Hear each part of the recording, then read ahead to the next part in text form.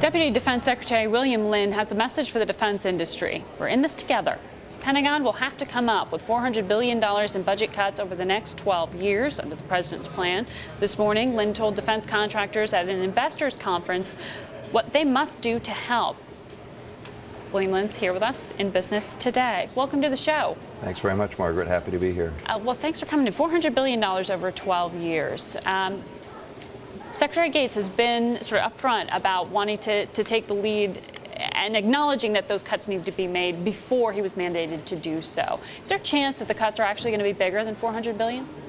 Well, the president has set out a goal of $400 billion cuts over 12 years, as you described, but the two next steps, one is for the department to undertake a comprehensive review and understand exactly what choices are incumbent on that newer level of resources. What missions do we scale back? What does the force structure look like? What are the weapons programs? How do we adjust our operating? And then second, of course, we're engaged with Congress in terms of setting budget levels for a much wider variety for all the departments, and we need to see the outcome of the results of those negotiations. So you're still working with that number at this point, the $400 billion over 12 years? We're starting a comprehensive plan with that number in mind. You know, we just ran a report here at Bloomberg, our reporter from BGov, that unit, running the cost essentially of Al-Qaeda and Osama bin Laden over the past 10 years' time. They came up with $2 trillion as the cost to the U.S. taxpayer. Economists we talked to say might be even upwards of that, $2.5 trillion. How does that funding, that allocation change now that Osama bin Laden is dead? Well, I haven't seen that number, but I think the death of Osama bin Laden is an enormous positive achievement. As the president said, bringing bin Laden to justice is a long-term goal of two administrations. It's an important victory, but does it change that review process that you're talking about undergoing? There are still many threats out there. We're still engaged in Afghanistan. We're drawing down our forces in Iraq. And it's those things that are really going to be those immediate threats, and then what kind of longer-term contingencies we need to plan for that are really going to drive the decisions on defense resources. And in addition to those two engagements that you referenced in Afghanistan and in Iraq, a report today from Secretary Gates saying the U.S. has spent about $750 million on the Libya conflict, which is a NATO action. That's right. What have you modeled for there in terms of cost? Well, the cost, as the Secretary said, is At this point, $750 million. The biggest piece of that cost was the initial strikes and the cost of the missiles in those strikes. The month-to-month operating costs are in the middle tens of millions per year at this point. And you're projecting along that? That's what they are right now, and that's what we're accommodating at this point. What does it cost per day? Do you know?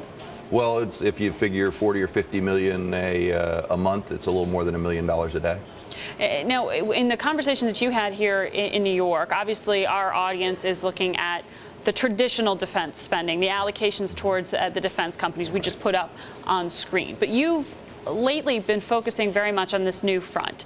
That is cyber attacks and the vulnerability that you see in this country. You've written about it, you've spoken about it. Where do we need to be changing spending allocation? I mean, what does it need to be going towards to protect us from that threat? Well, I mean, as we adjust our defense spendings, there's some things that we'll spend less on, but even... What are we going to need to spend more on? Exactly. There are going to be things that we also need to spend more on, and I think cybersecurity, defending our networks, is one of those. It's clear that any future conflict is going to have a cyber dimension to it, and even without a conflict, there's many cyber... There are thousands of attempts to intrude on our networks every day, and we need to ensure that we're protecting those networks. And we need to support the Department of Homeland Security in protecting other government networks as well as our critical infrastructure. Yeah, and I'm looking, the reason I asked you about that is I'm looking at remarks that you made at an RSA conference talking about cyber security. And you reference what happened at the NASDAQ, the hacking there. You reference what happened to Google. And certainly, so much of the private sector is concerned about that. I mean, do you see those types of vulnerabilities and attacks as the challenge of a nation state? Are we talking about just corporate hacking? I mean, for you to talk about it as a defense concern makes it sound like that is a matter of state security, not just corporate issues.